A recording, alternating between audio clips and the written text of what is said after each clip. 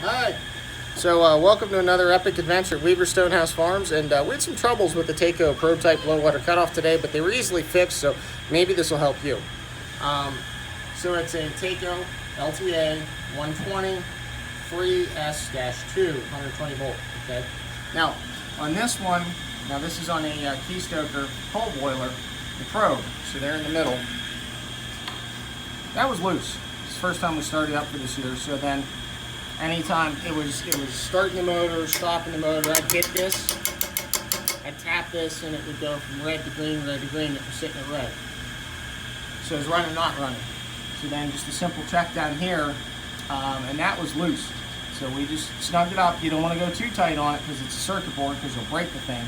And obviously we checked to make sure the wires were good and snug on the connections, and we've been good. So hopefully that helps you if you have a problem with your Taco LTA1303S-2 prototype low water cutoff on a Keystoker boiler. All right, have a great day. Bye.